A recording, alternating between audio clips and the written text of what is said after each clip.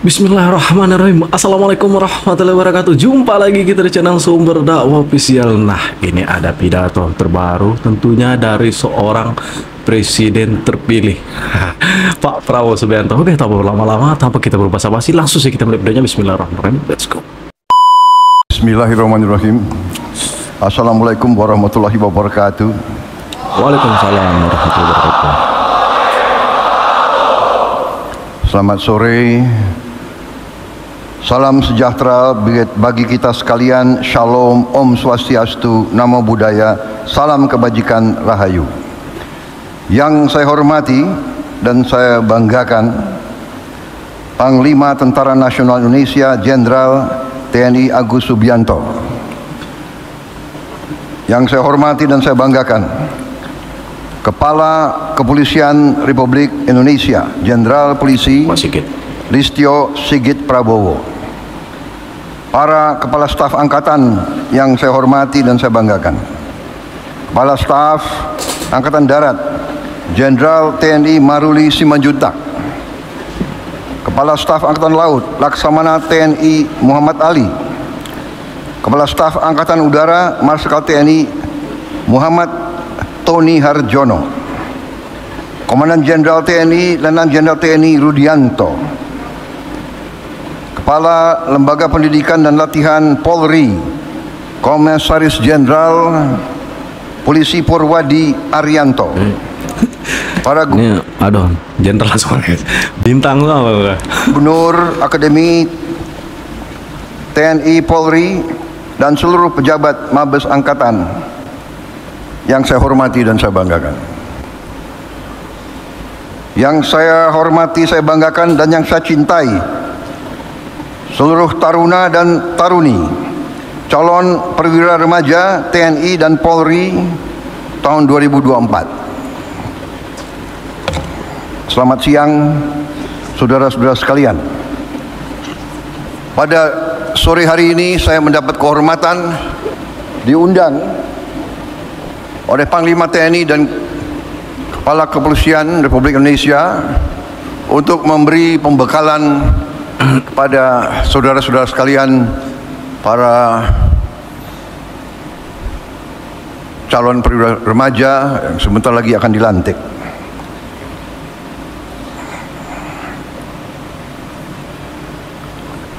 Saya kira ini kesempatan yang baik untuk saya memberi beberapa petunjuk-petunjuk, beberapa catatan-catatan bagi saudara-saudara sekalian yang akan menempuh suatu panggilan profesi, panggilan pengabdian yang mulia, yang terhormat bagi sebuah bangsa. Tapi dari awal saya harus ingatkan bahwa profesi yang saudara pilih adalah profesi yang mulia, tapi yang menuntut pengorbanan, menuntut pengorbanan yang besar, pengorbanan bahkan yang terbesar. Profesi ini profesi yang mulia, yang terhormat, yang dihormati, tapi yang menuntut kerelaan berkorban yang sebesar-besarnya, yang menuntut jiwa dan ragamu.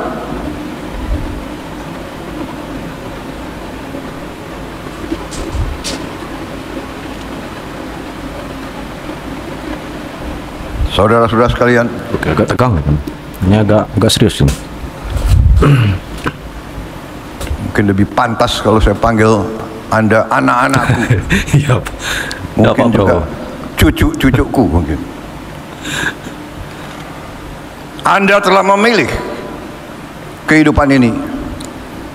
dengan sukarela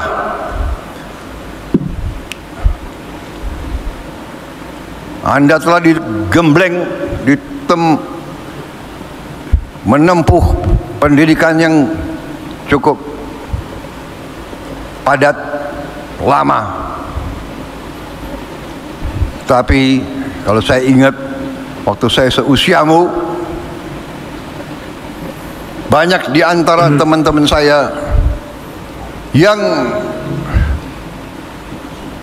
mungkin kurang memahami apa itu arti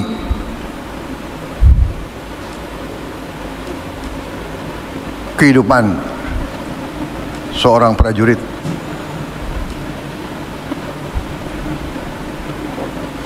Seorang bayangkari negara. Di sini karena saya ketemu dan saya berhadapan dengan prajurit TNI dan prajurit kepolisian. Saya memberi sekedar judul pembekalan saya dengan judul yang merupakan inti daripada apa yang ingin saya sampaikan. Judul pembekalan saya beri judul Perwira Kesatria Pembela Tanah Air. Saudara-saudara, saudari-saudari, para calon perwira di depan saya ini, kalian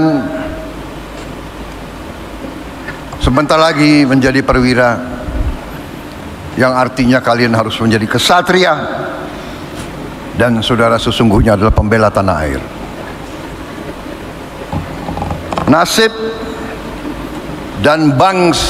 Nasib bangsa dan rakyatmu berada di pundakmu. Kau dipilih, kau diseleksi, kau digembleng untuk pada saatnya kau harus membela tanah airmu. Saudara-saudara,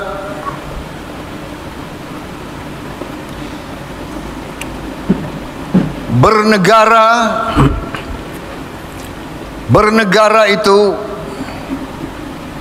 yang disebut oleh ilmuwan itu statecraft. Bernegara itu statecraft. Statecraft artinya adalah pengelolaan negara secara handal, terampil, dan cerdas. Pengelolaan negara secara handal, terampil, dan cerdas. The skillful management of state affairs. Ada 3 macam statecraft. Ada 3 aliran bernegara. Yang pertama, aliran ideologi. Biasanya aliran ideologi ini berjalan dalam kurang lebih 70 tahun pertama sebuah negara. 70 tahun pertama sebuah negara urusannya adalah ideologi. Apakah kita demokrasi, atau kita otokrasi, atau kita diktator, atau kita oligarki. Pendiri-pendiri bangsa kita memilih bangsa Indonesia sebagai demokrasi, kerakyatan, kedaulatan rakyat.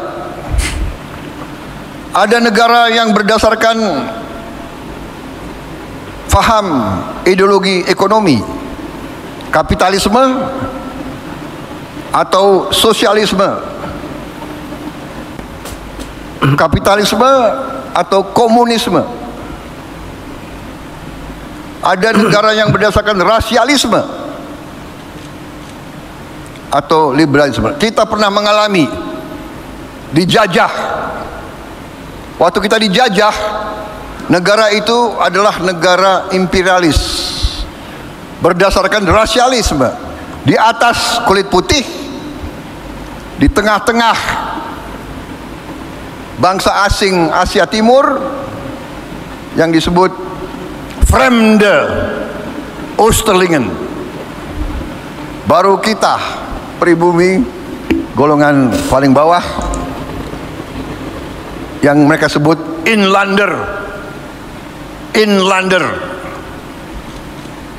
pribumi. Bahkan inlander itu oleh Belanda dianggap lebih rendah dari anjing.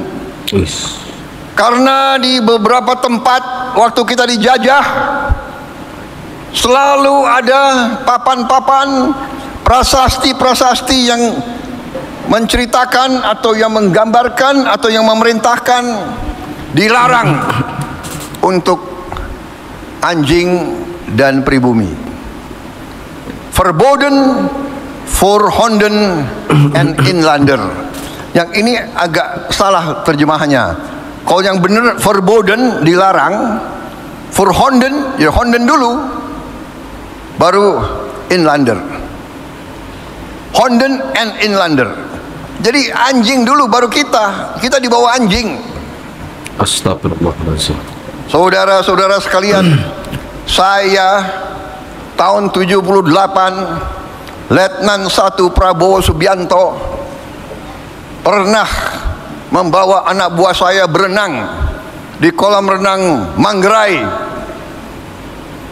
Waktu itu kolam renang dari zaman Belanda yang paling murah karena paling tua.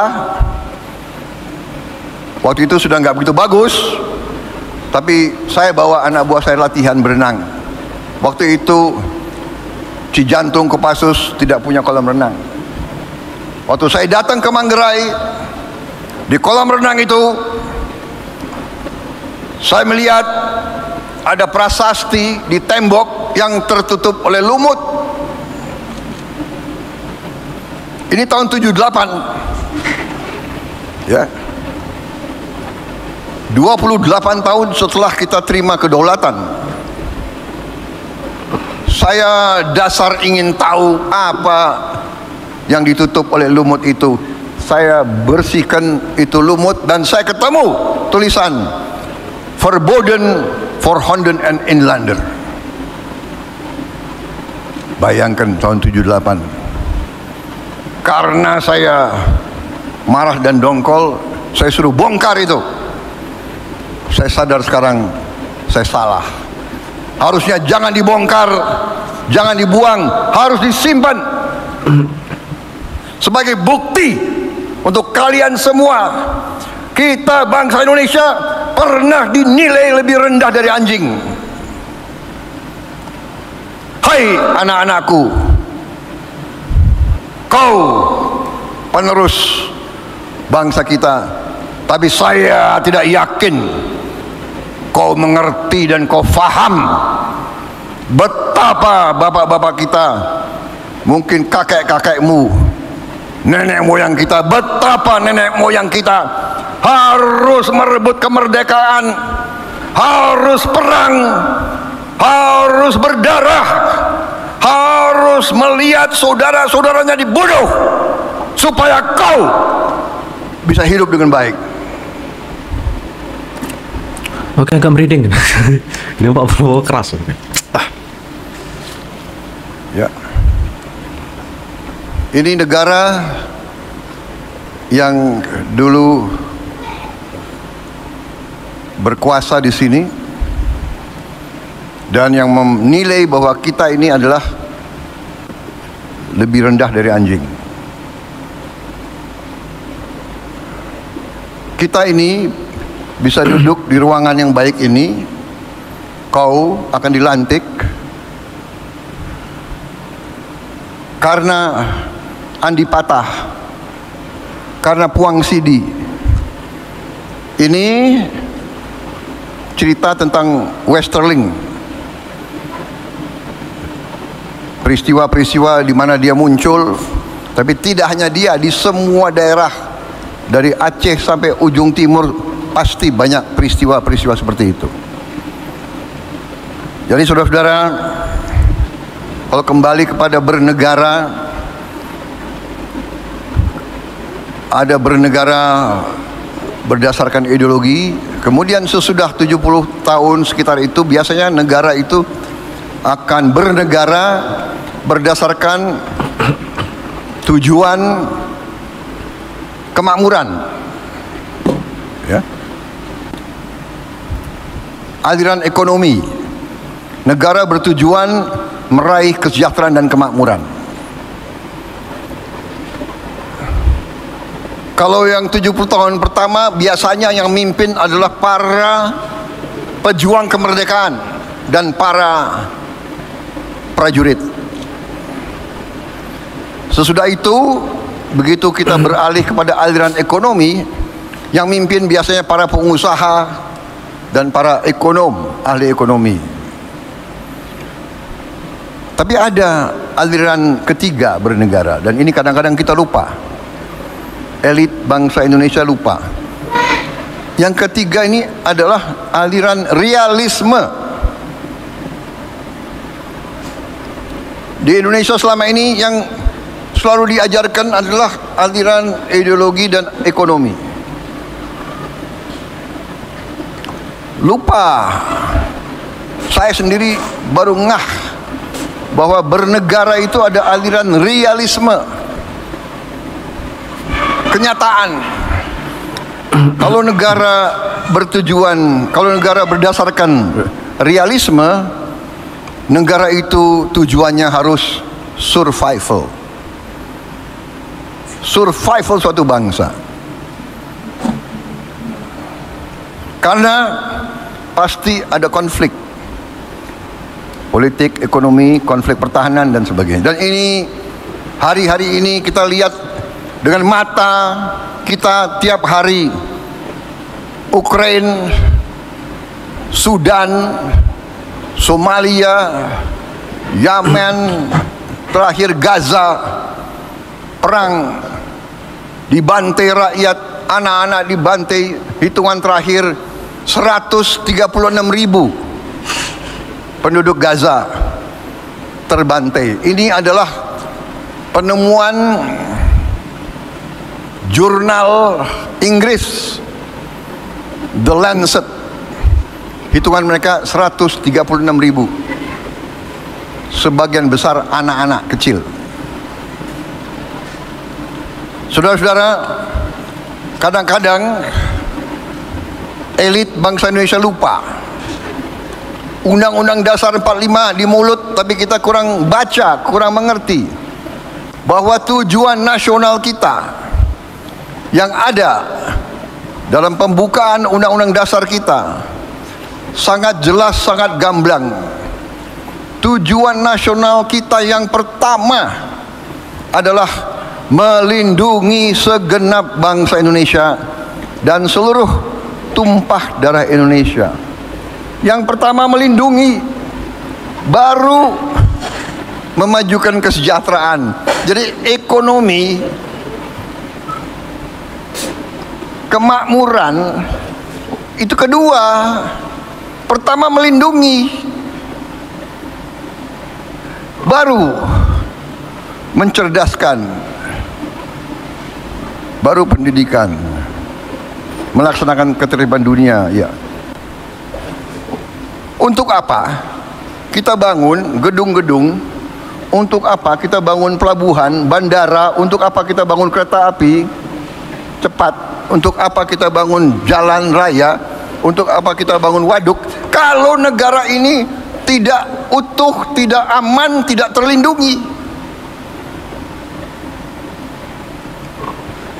Jadi saudara-saudara, masuknya kalian ke dalam TNI dan Polri adalah bagian dari tujuan nasional.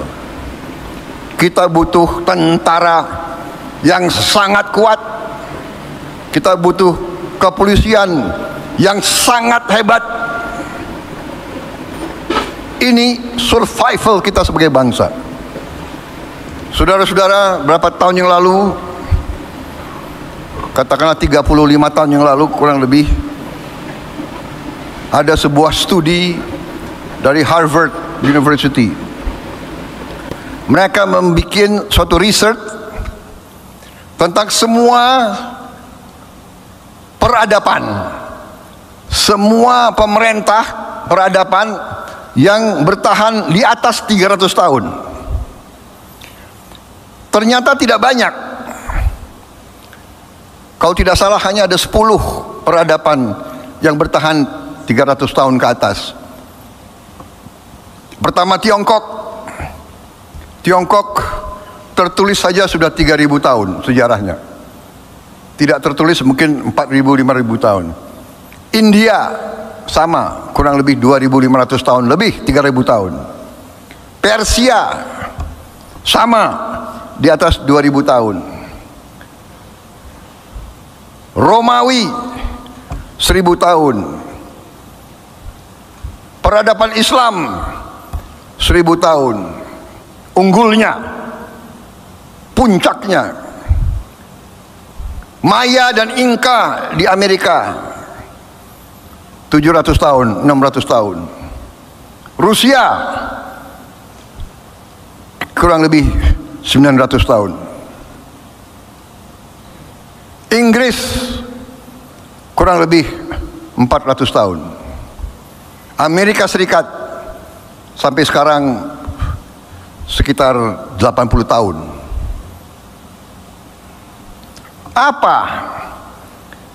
Mereka research, what is the common denominator? Apa unsur yang ada di peradaban-peradaban yang di atas 300 tahun ini? Apa? Ternyata ada tiga.